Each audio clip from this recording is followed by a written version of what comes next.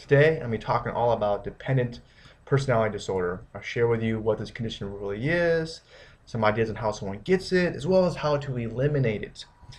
Now, before I get started and begin, down below you'll notice there's a link, and if you click on that link, you will get a free video-based guide on using various supplements and alternative medicine. Have you ever known someone that was very, very clingy, always wanted to be around you, possibly always trying to please you? It doesn't have to be a romantic relationship, but it could be a friend or anybody, even like a relative.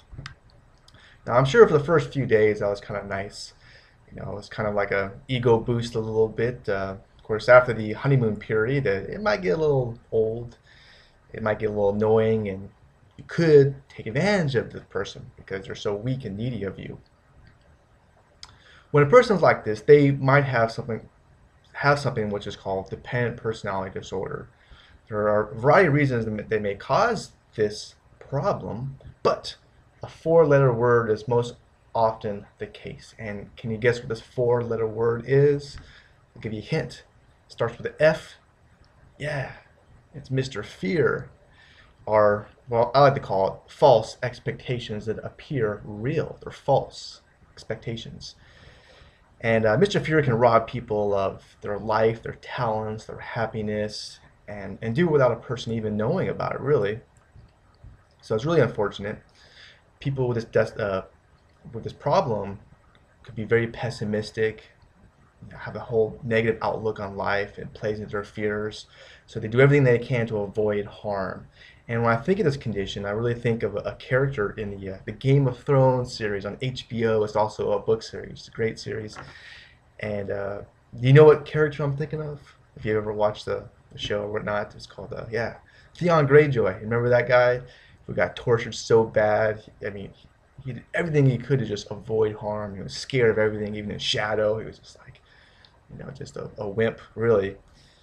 And it also reminds me that people who are really just a whole lot more positive, they just get so much more out of life than people that are negative, because what you think about, you sort of attract to yourself. You think that's true? I don't know. I do, in some ways. And, it's not easy to have a dependent personality disorder if you're really positive, thinking about what you want. Instead of accepting the abuse from somebody and being unhealthy and clingy to them, you're going to want to improve your life. And it does take some courage to be positive and go after what you want. A lot of people in this, I think, they don't go they don't go after what they want because they're scared. They're scared of failure, rejection, or whatnot. So, and in this day of age, it's a negative world, man. Look at the news. Look at all the negative stuff out there. Remember, I just read the news about the crazy guy that went around shooting people in LA because of some woman problems. Like, wow. So. Now, one of the best ways to, because I know it sounds cheesy, just be more positive. Well, how do I be more positive?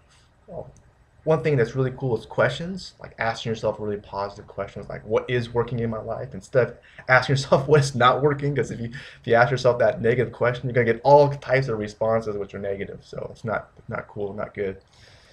So another thing is, of course, psychotherapy and NLP, neuro linguistic programming. Have you heard of NLP before? Well, it's really, really awesome and great, and it can reframe people's minds and beliefs and change their thinking. It's some really positive stuff in there, because what we believe about ourselves is so, so powerful. I remember a story about a guy who was basically, I think it was in the news, but he was walking around telling people he was a corpse because he thought he was a corpse. Some crazy guy. And so finally someone came up to him, well, do corpses bleed? And the guys were like, nah, corpses don't bleed. So, okay, well, took a little pin and they poked him. He started bleeding. And the guy that thought he was a corpse looked at the blood and was like, oh, wow, I guess corpses do bleed. Because his belief was so strong that everything that happened to him played into that belief system. So that's why NLP is so interesting and good. So finally, there are, of course, drugs, which have calm ways, antidepressants and stuff, which can be helpful in some ways, but they have all these side effects which are good. There's also, of course, herbal remedies and supplements, which I highly recommend, like omega-3s, which definitely can help with depression, and some other herbs out there. And if you are interested in dietary supplements and herbs, which you should be, because there's some great tools that can really help you. And like I mentioned, I did create this whole video-based guide about shopping for them and using them. I talked about what to look for, what to avoid, what choices there are, and even some really cool alternative health strategies out there that are just really interesting, fascinating. And oh, it's free too, so why not? And you can learn more about this free guide I made by just click on the link below this video I made you. And I appreciate your time.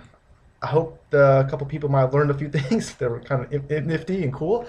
And until next time, cheers, take care, and also leave a comment too with your thoughts and feedback. I really appreciate comments. All right, bye.